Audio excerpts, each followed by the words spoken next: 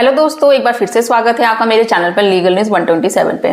दोस्तों, आज की वीडियो में मैं एक ऐसे सुप्रीम कोर्ट के ऐसे जजमेंट के बारे में बात करूंगी जिस जजमेंट का आप यूज करके अपनी पत्नी से तलाक लेना चाहती है। जब पत्नी अगर आपके साथ नहीं रहना चाहती है ना, उस जजमेंट का यूज करके आप उससे पत्नी से तलाक ले सकते हैं। तो ये सुप्रीम कोर्ट का ऐसा क्या जजमेंट है, मैं डिटेल्स में आपसे बात करूंगी। और आप मेरे चैनल पर नए जुड़े हैं तो चैनल को लाइक करिए, शेयर करिए, ज्यादा लोगों तक सब्सक्राइब करना बिल्कुल मत भूलिए और साथ ही बेल आइकन दबा दीजिए ताकि आपको टाइम पे मेरे वीडियो की नोटिफिकेशन मिलती रहे। तो चलिए चलते स्टार्ट करते हैं अपने टॉपिक की ओर। दोस्तों, होता क्या है ना, जैसे हमेशा ये होता है भाई ना तलाक दूंगी ना साथ रहूंगी, ये हमेशा बहुत केसेस में होता है। तो ऐसे में पति भाई परेशान हो जाते हैं। हमेशा जब हस्बैंड वाइफ का डिस्प्यूट होता है तो पत्नियां यही करती है कि भाई ना तुझे मैं तलाक दूंगी ना तेरे साथ रहूंगी, तुझे तो बीच में लटका के रखूंगी, देखते हैं क्या करता है। तो ऐसा ही एक मामला आया, ठीक है। तो उसमें क्या हुआ, अगर मैं इस केस में डिटेल्स में बात करूं कि लेडीज ने केस कर दिया कि भाई ना तलाक, ना साथ में रहना है ना तलाक देना है, ऐसे तुझे बीच में लटका के रखना है, देखते क्या करता है। वो उसने बहुत कोशिश करी कि भाई साथ में रह ले, वाइफ काफी कोशिश की, केस लगते थे जब भी कहता था भाई साथ में रह ले। जैसे हमेशा आम हस्बैंड के साथ होता है, वो करते हैं कि भाई परेशान होना जिंदगी से, भाई क्या करना है, साथ में रहना है तो रह ले, बिना किसी रीजन के घर छोड़ के चले जाना, मायके जाके ससुराल जाके बैठ जाना।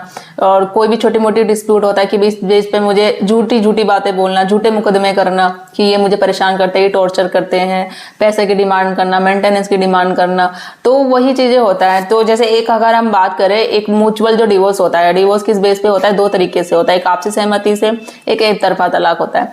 अगर आपसी सहमति से तलाक हो रहा है तो दोनों पार्टनर रेडी है, दोनों की रजामंदी है, बात करके जो भी है, जब फाइनल डेट वेट होता है तो वो तलाक हो जाता है।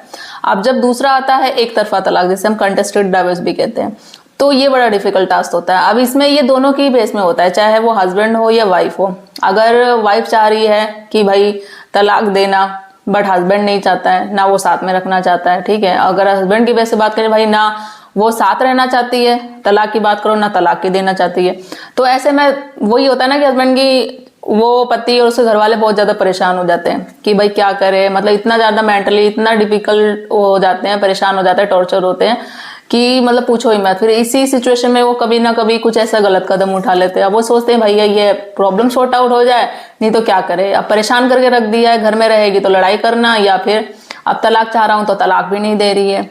वही है कि उसने तो साफ बोल ही दिया कि मैं तो तुझे ना तेरे साथ में रहना है ना तुझे तलाक देना है, तुझे तो ऐसा परेशान कर दूंगी, तुझे तेरे घर वालों को तो देख ले।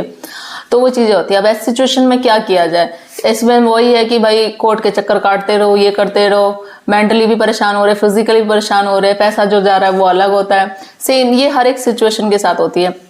तो इस सिचुएशन में आपको देखो करना क्या है। जैसे इस केस में हुआ, जैसे वाइफ ने कर दिया, उस पर केस कर दिया हस्बैंड पे अपने, और बिल्कुल साफ क्लियर कर दिया कि भाई मुझे ना साथ में रहना है ना मैं इसको तलाक भी दूंगी, ठीक है, परेशान करके रखूंगी, बीच में लटका के रखूंगी। जब ये केस निचली अदालत में गया तो वही बातें, डिवोर्स नहीं मिला, निचली अदालत से हाई कोर्ट में गया, हाई कोर्ट के बाद से सुप्रीम कोर्ट में गया।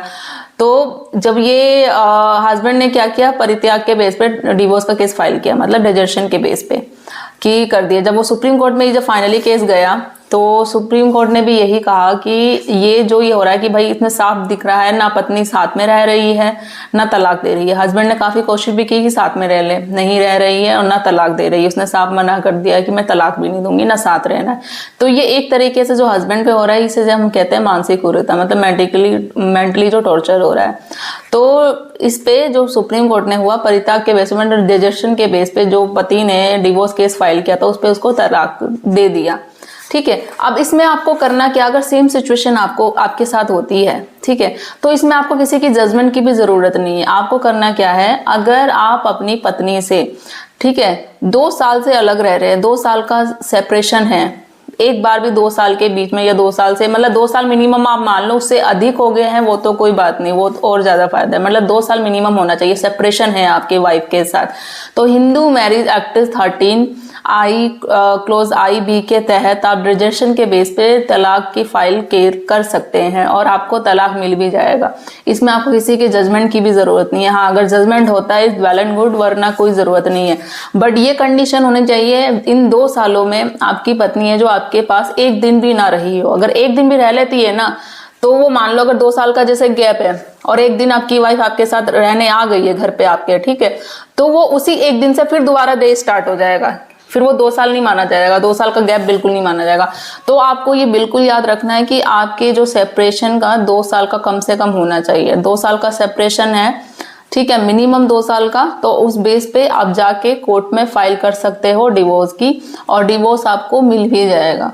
क्योंकि बहुत केसेस में ऐसा होता है कि भाई जो एक तरफा तलाक होता है ना, चाहे वो हस्बैंड का हो या वाइफ को, मोस्टली ये केसों में देखा जाता है कि हस्बैंड के केसेस में कि ना भाई मैं तुम्हें तलाक दूंगी, इतना परेशान कर देना, इतना कि भाई मतलब पूरी तरीके से टॉर्चर कर देते हैं, ना तलाक दे रही है साथ में, ना साथ में रहने को, क्योंकि हस्बैंड ने पूरी वो बोलते हैं ना कि एड़ी चोटी जोर लगा दिया कि भाई साथ में रहना रह ले, तलाक देना कि ठीक है, अगर तुझे नहीं साथ में भी रहना तू एक मुझे बता दे। वो मतलब पैसे देने को भी रेडी हो जाते हैं कि तुझे जितना पैसा चाहिए तू बता क्या चाहिए, रहना तो रह, नहीं तो भाई अगर तू सेटलमेंट कर ले, फाइनल कर ले, जो भी कर ले, मैं तुझे एक अमाउंट दे दूंगा, तो पीछा छुड़ा और तलाक दे दे, हम दोनों अपनी अपनी जिंदगी। क्योंकि अगर एक हो जाता है ना जैसे फैसला ये से और हाँ नाम ही होता है, भाई अगर साथ में रहना है तो साथ रहो, नहीं रहना तो डिवोर्स लेके अलग रहो। बट कुछ लेडीज ऐसी होती है सीरियसली, मतलब हमारे पास खुद ऐसे केसेस आते हैं, मतलब कोई किसी कुछ बात नहीं होती, कुछ टॉपिक नहीं होता, बस मेन क्या होता है परेशान करना, ठीक है। तो वो चीजें होती है कि किसी तरीके से पैसे करने हैं, भाई तलाक देना, कि इससे क्या हो रहा है यार, आप अगर ऐसा कर रहे हो ना, साथ में रह रहे हो ना तलाक दे रहे हो, तो आप अपना भी टाइम वेस्ट कर रहे हो, हस्बैंड का भी टाइम वेस्ट हो रहा है, आप दोनों की जिंदगी खराब हो रही है, और कोर्ट का तो आप सबसे बड़ा टाइम वेस्ट कर ही रहे हो।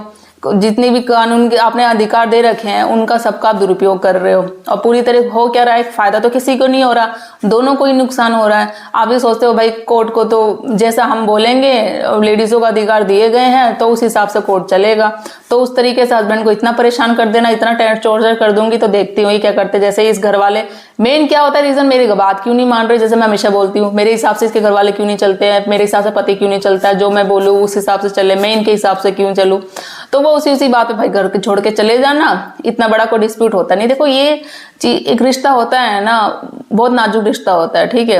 अगर आपने शादी करी है, घर बसाना है, रिश्ता निभाना है आपको, तो वो आप चलाओ। जब नहीं करना है तो इस तरीके से आप अपनी जिंदगी भी खराब कर रहे हो, हस्बैंड की जिंदगी भी। आप दोनों एक दो परिवार होते हैं, दोनों परिवार की जिंदगी पूरी खराब हो रही है, नहीं एडजस्ट हो पा रहे हो, नहीं हो पा रहे हो, ईगो की बात पर, एडजस्टमेंट की थोड़ी सी बात पे इतना मतलब कानून कोर्ट कचहरी के चक्कर काटना, जिंदगी खराब कर देना, उससे कोई फायदा नहीं मिलेगा। इससे अच्छा आप अपने अलग हो जाओ, तलाक लेके दूसरी जिंदगी स्टार्ट करना चाहते हो, दूसरी शादी करना चाहते हो तो वो कर लो। इस तरीके से पूरी तरीके से खराब करना, कानून का दुरुपयोग करना, तो उससे कोई फायदा नहीं है।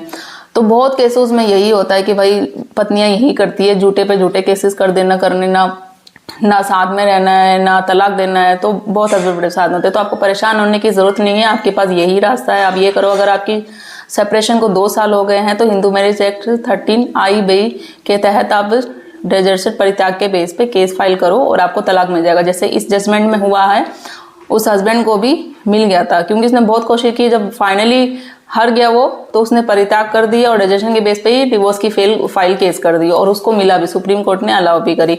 इस केस की जो डिटेल है ना, मैं डिस्क्रिप्शन में शेयर कर दूंगी, आप पढ़ लीजिएगा। अगर जजमेंट मुझे मिल जाएगा तो मैं डेफिनेटली मैं डिस्क्रिप्शन में लिंक शेयर कर दूंगी, अदरवाइज आप गूगल से भी डाउनलोड कर सकते हैं, ठीक है। तो आई होप गाइज आपको ये वीडियो अच्छी लगी होगी, और सेम ऐसा ही सिचुएशन अगर आपके साथ भी होता है, इस जजमेंट का आप यूज करके अपने केस में फायदा उठा सकते हो, ठीक है। और मेरे चैनल को लाइक करना, शेयर करना, सब्सक्राइब करना बिल्कुल मत भूलिए। जल्दी मिलूंगी मैं ऐसे ही इंटरेस्टिंग वीडियो के साथ, तब तक के लिए थैंक यू।